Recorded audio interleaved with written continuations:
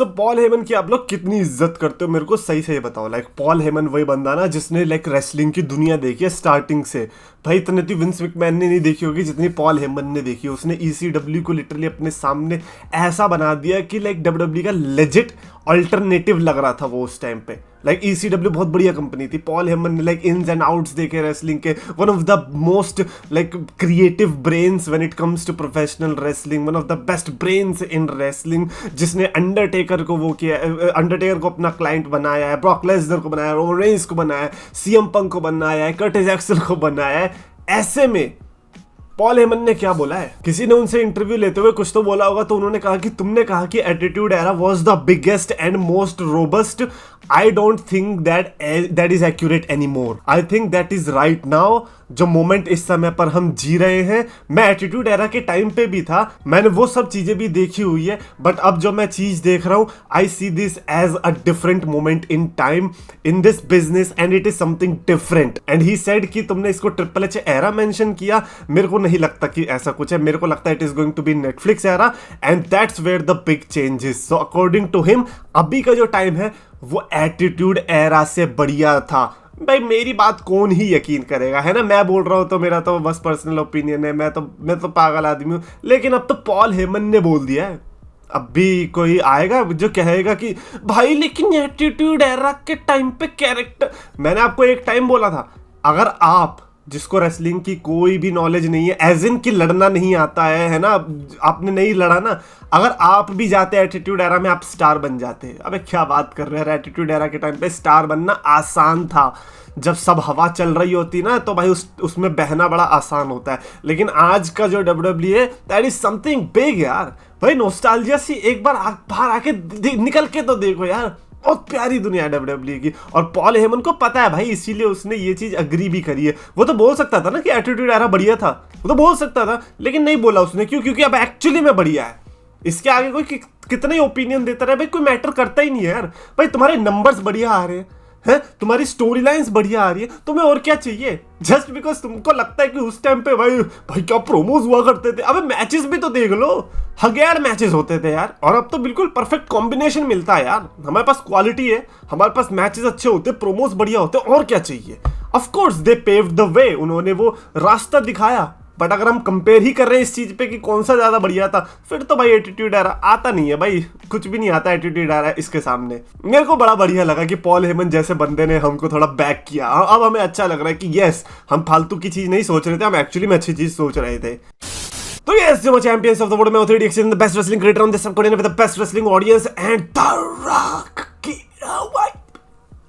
मेरी आवाज चली गई भाई। नहीं भाई सही में यार, द रॉक ने कंफर्म कर दिया that he is coming on Monday Night Raw Netflix and I'm really loving like I'm the guy जो कहता है एटीट्यूड है फिर द रॉक। भाई पॉइंट वो है ही नहीं यार। अब लोगों को लगता है कि अच्छा एटीट्यूड है नहीं, इसका मतलब ये सबसे नफरत करता है, मान लो इसकी हिम्मत कैसे हुई। नहीं भाई वो नहीं है, लॉजिक देखो बस, लॉजिक भाई यहाँ पे मजा है। बट द रॉक ने जो कंफर्म किया ना भाई, उसने हिला के रख दिया, क्योंकि अभी तक हम सिर्फ सरप्राइज में जी रहे थे। बहुत अजीब सी वीडियो भी डाली उसने अपने लाइक कोई हाई चीफ रहा होगा उनकी ब्रेड एंड फैमिली में, और बेसिकली सारे मेंबर्स को ट्रिब्यूट देते हुए कि मैं इनके लिए आने वाला हूँ रॉ के अंदर। तो अब ऐसा लग रहा है कि ट्राइबल चीफ की पोजीशन तो पता नहीं कोई ले ना ले, लेकिन हाई चीफ की पोजीशन के लिए तगड़ी लड़ाई होने वाली है।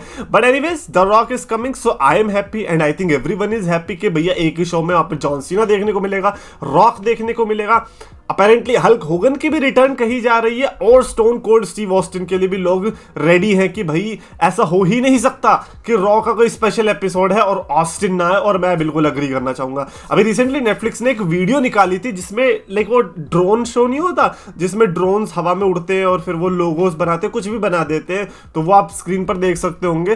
तो उसी में उन्होंने स्टोन कोल्ड स्टीव ऑस्टिन का स्कल भी दिखाया था। अब ऑब्वियसली क्योंकि रॉ का चीज हो रही है और रॉ का बहुत बड़ा पार्ट रही है ऑस्टिन, तो हो सकता है इसीलिए भी दिखाया गया होगा from the past. But come on, like Austin का अगर ग्लास ना टूटे और रॉ का स्पेशल एपिसोड हो, ये तो कभी हुआ ही नहीं है, और ये इस बार होके रहेगा कि हाँ ऑस्टिन आएगा। भाई नेटफ्लिक्स के लिए मैं कसम से बता रहा हूँ बहुत तगड़ी है। अब तो एक ही रॉ है, अब तो एक ही दिन बचा है भाई। लिटरली आज का दिन है और फिर कल हमें नेटफ्लिक्स की रॉ देखने को मिलेगी। आई एम सो हाइप्ड यार, मतलब मैं देखना चाह रहा हूँ कल क्या तबाही मचाने वाली है। कल तो मैं भाई, तुम पहली रॉ 4 घंटे की कर देते यार, किसी को कोई प्रॉब्लम नहीं होती, 4 घंटे की करो, एंजॉय करो भाई, तुम तो नेटफ्लिक्स है ना, है एक दिन स्ट्रेंजर थिंग्स नहीं देखेंगे लोग क्या हो जाएगा। बट एनीवेज ट्रिपल एच ने एक फोटो भी डाली, ट्रिपल एच और निक खान, और ये आई डोंट नो शायद निक खान का बेटा, I don't know, I am not sure, but उन्होंने फोटो डाली है जहां पर वो रॉ होने वाली है उसके कंस्ट्रक्शन के टाइम पे। ट्रिपल एच भाई कह रहा होगा यार जब मैं रेसलर था तभी बढ़िया था, तो इतना काम करना पड़ता है भाई, कुछ भी कहो ट्रिपल एच को इस समय काम तो बहुत करना पड़ रहा होगा। सबसे ज्यादा तो उसे फोटो खिंचवा के पोस्ट करने में मजा आता है। वो सीएम पंक वाली वो हमने देखी थी ना बिहाइंड द सीन्स, उसमें भी कह रहे सीएम पंक का रिटर्न हो गया, कह रहा है एक फोटो हो जाए सोशल मीडिया पे हिलाने वाले मैंने कहा यार ये ट्रिपल एच को क्या हो गया यार, ये ट्रिपल एच वो नहीं है जो हम जाना करते थे। बट एनीवेज ट्रिपल एच ने एक और चीज बताई, उसने कंट्रोवर्शियल स्टार्स के बारे में बताया कि जब हमने सीएम पंक को बुलाया था या जब हमारी डिस्कशन चल रही थी उस टाइम पे सीएम पंक को लाने की, मेरी निक खान की और सीएम पंक की, तो उस टाइम पे मैंने ये अज्यूम किया कि सीएम पंक इवॉल्व हो गया होगा क्योंकि मैं खुद इवॉल्व हो गया था। मेरे को ये था कि अब मैं वो ट्रिपल एच नहीं हूं जो कि मैं आज से 10-15 साल पहले हुआ करता था, और अगर मैं हूं तो फिर मैंने ये 10-15 साल वेस्ट ही किए, और फिर मैंने ये अज्यूम करके एक बेस बनाया कि सीएम पंक भी चेंज हो गया होगा ताकि हमारी कॉन्वर्सेशन आगे बढ़ सके, और इसी को कहते हैं maturity. And fun part is मैंने लास्ट ईयर आपको क्या बताया था, I think it was June July August के आसपास का टाइम, सीएम पंक के आने से बहुत पहले, कि ट्रिपल एच और सीएम पंक के बीच लाइक लेजिट मैच्योर वाली बातें हुई होंगी, लेकिन उनको देख के पता चलता है कि वो कितने बदल गए हैं, ईगो नहीं आने वाली साइड में, and that's what happened and that is why return happened and that is why CM Punk is so happy right now. वो आप क्लियरली पता लगा सकते हो। ट्रिपल एच ने ये बोला कि भाई देखो हर कोई चेंज होता है, हर कोई ग्रो करता है, हर कोई मूव ऑन करता है, तो अगर कोई इस मैच्योरिटी के साथ आता है तो आपको पता है कि उसके साथ काम करना आसान है। एंड ही इवन सेड कि यार कंट्रोवर्शियल स्टार्स के साथ काम करने में मजा आने वाला है अब तो दिख ही रहा है, लोगन पॉल को तो तुमने रख ही रहा है, क्रिप्टो का पूरा स्कैमर है वो बंदा भाई। और उसके साथ जॉन सीना का ट्वीट भी आता है रॉ ऑन नेटफ्लिक्स को लेके, उन्होंने कहा कि honoured to be a part of history making night with a star studded lineup, a must see, can't miss episode, can't miss episode, या सी यू देयर भी उन्होंने लास्ट में लिखा है प्रॉपर, जैसे वो बच्चे नहीं लिखते सी यू वाला। बट भाई सीने भाई तेरे को तहलका मचा देना भाई, कल यार बहुत इंटरेस्टिंग नहीं होगा कि रॉ की शुरुआत कैसी होगी।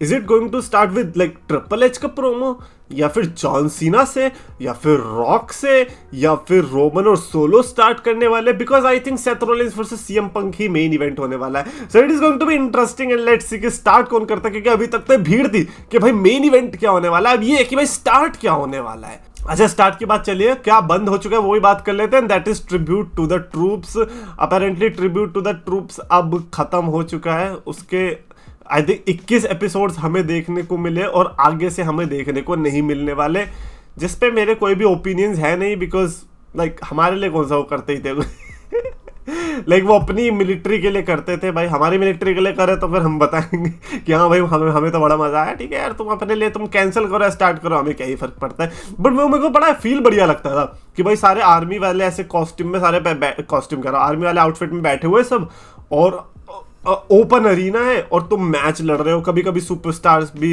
लाइक आर्मी की ड्रेस में आ जाते थे। सो ये that was very like interesting माहौल। बट रिसेंट के कुछ केसेस में मेरे को लगा नहीं वो ट्रिब्यूट टू द ट्रूप्स वाली, वो ओजी ट्रिब्यूट टू द ट्रूप्स वाली कभी फील आई नहीं जिसके लिए वो जाना जाता था। सो ये कैंसिल हो गया, चलो अच्छा ही है, अब क्या ही कर सकते हैं। एंड इन्होंने सेथ रॉलिंस की अनरिलीज फुटेज भी निकाली जो कि हमें रॉ में पूरा प्रोमो दिखाया नहीं गया था जब वो जैकी रेडमैन को दिया था सेथ रॉलिंस ने इंटरव्यू, लेकिन अब वो पूरा आया जिसके अंदर उसने सीएम पंक के बारे में काफी अच्छी बेइज्जती करी है, और साथ ही साथ उसने Roman Reigns and CM Punk के टीम अप के बारे में भी बताया कि भाई उसने मेरे को कैसे अंदर से शैटर कर दिया था। वो तो ऑब्वियसली आप पूरा WWE के यूट्यूब चैनल पे जाके देख सकते हो, हमारे लिए भी उन्होंने ओपन कर रखा है। सो ये जरूर देखना वहां पे जाके।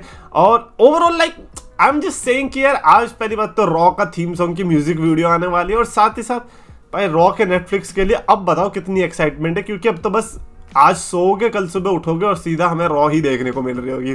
कमेंट्स में लिख के बताना अपनी एक्साइटमेंट, और अगर आपको वीडियो पसंद आए तो प्लीज लाइक और चैनल सब्सक्राइब करो।